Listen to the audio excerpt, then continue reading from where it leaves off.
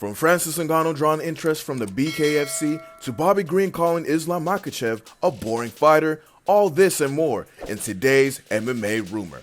Let's get to it. BKFC is certainly going to make a play for Francis Ngannou's services. Bare Knuckle Fighting Championship has signed a who's who of former top-tier MMA talent since their inception in 2018, especially from the UFC. From Mike Perry to Paige Van Zant and Chad Mendes, the BKFC executives like to swing for the fences when it comes to signing big-name fighters who can brawl it out with bare hands. The promotion recently got a massive injection of cash as Triller, the social media company that only got into the combat sports world in 2020, acquired a majority stake in the BKFC this week, and they're planning to do big things in the future. One of those big things could be to sign one of the biggest names in the sport, Francis Ngannou. During a recent appearance on the MMA Hour, BKFC founder David Feldman confirmed that they would indeed be in the running to potentially sign the UFC heavyweight champion if the opportunity is there. This is exactly what he said. I'm not sure if he's out of that window yet, but we're definitely making a play for him. At that stage, you're talking about money, right? And right. If we can back that kind of money up, we're in the game. I don't think we're out of the game for anything right now, to be honest with you. You know, we have a good partner that we just partnered with that likes to think outside the box, likes to disrupt things as we do, and I think that there's a great opportunity for us to get the biggest and best names out there. Ngannou is not expected to fight the rest of this year because he'll need time to heal from his knee surgery. But he's currently embroiled in a contract dispute with the UFC over money and the ability to fight boxing outside of the promotion. Ngannou, as heavyweight champion, has a lot of leverage in negotiations as he's a big draw, has a ton of personality, is a knockout artist, and is a total package as a heavyweight champion. In addition, his Cameroon roots allows the UFC to open a new market in Africa. When Ngannou beat Cyril Gane at UFC 270 in January via unanimous decision, it was the last fight of his contract, and the Champions Clause kicked in. This clause, though somewhat vague, reportedly keeps Ngannou in the organization for up to a year or for 3 more fights, whichever comes first, and if any other promotion makes an offer, the UFC has a window to not only match, but also exceed the offer. It's unclear if the BKFC will actually be a big player to sign Ngannou, but hey, why not? What do you think about the BKFC's plans to potentially sign Ngannou?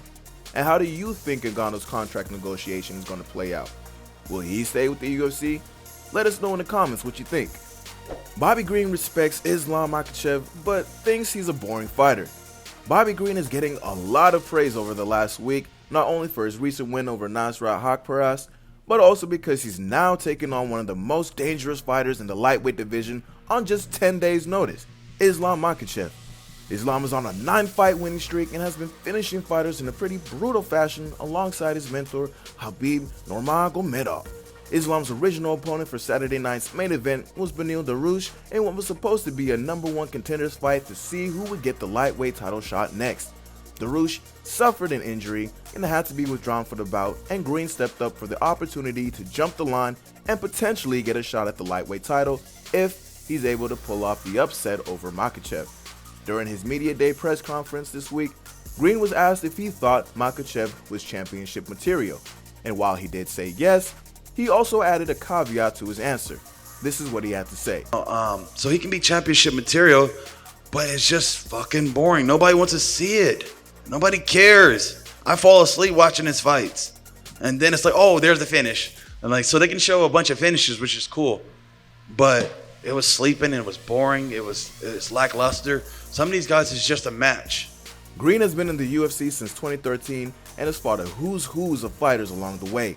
Many people are actually pulling for Green to upset Islam in his fight, not only because of how he is on the mic and the toughness it takes to say yes to such a fighter on short notice, but he's also unranked, and it would be an incredible story if he was able to get a date with the winner of the lightweight title fight between Charles Oliveira and Justin Gaethje later this year.